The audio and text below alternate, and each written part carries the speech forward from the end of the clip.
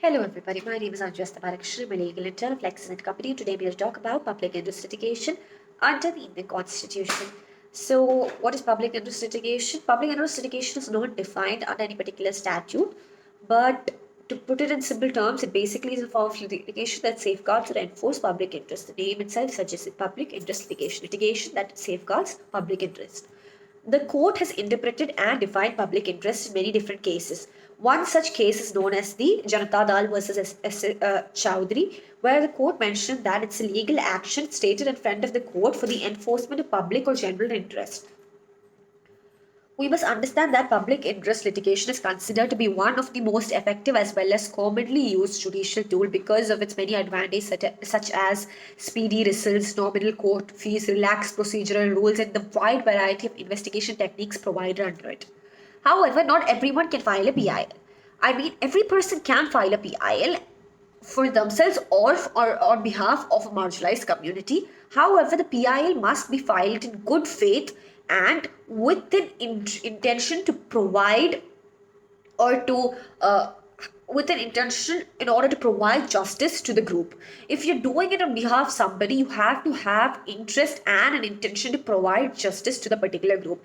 If the court finds out that the public interest litigation was filed with some sort of hidden agenda or with some sort of personal gain or private profit or some sort of political consideration, then such sorts of PIL will not be entertained. So we can understand that a PIL can be filed by an individual or for himself or on behalf of somebody or a group of people who are marginalized.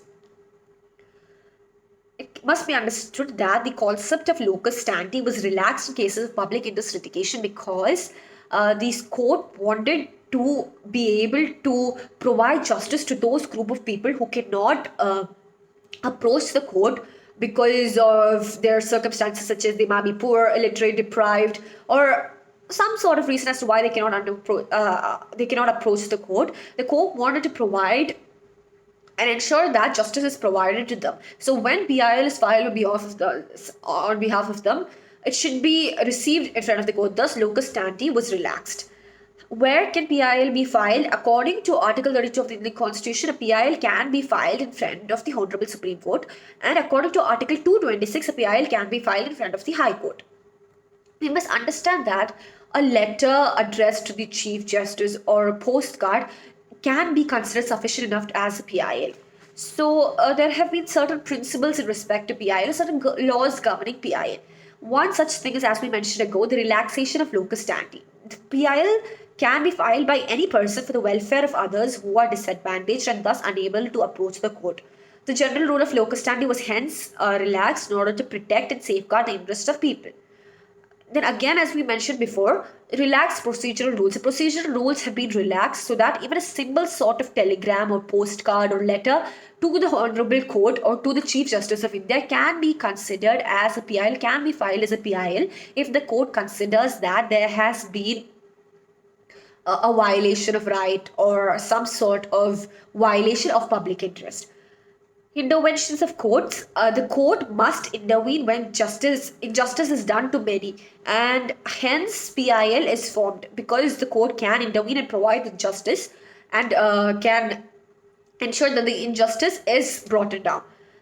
Questions of maintainability is the next principle associated with PIL, which basically means that the government cannot question the maintainability of a public interest litigation if the court is satisfied with the prima facie related to the PIL.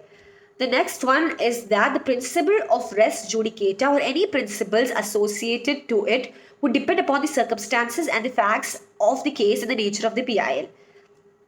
We must understand that there have been a lot of misuse of PIL. Hence, the court is very cautious when it comes to ensuring PIL is not misused. Because if PIL is misused, the main reason as to why it was made, why it was introduced itself would be defeated. Because PIL was introduced or was conceived in order to rescue the poor and downtrodden. And if it is misused, then the main intention itself is defeated. However, the courts have held that if the petitioner approaches the court for his private interest or due to personal grievances, the court would not reject it completely and would treat it necessary to inquire into the subject of litigation and its state of affairs with furthermore in respect to public interest. We must understand that the court tries to provide complete justice under Article 142 of the Indian Constitution. The Supreme Court has the discretionary power to pass any sort of decree that may be necessary in order to provide complete justice. So, hence, we can understand that the public interest litigation is considered to be an important judicial tool for the protection of rights of those who are unable to approach the court themselves and is a commonly used litigation, especially in environmental cases. However, it can be misused and it can be used by by people for their private gains. Thus, the court tries to ensure and tries to be very careful that the misuse of public interest litigation does not occur. So I hope that you could understand what public interest litigation is. And if you like the video, please press the like and subscribe button in order to be able to see more law related videos in the upcoming days. I hope you have a wonderful and safe day ahead. Thank you for your time and understanding.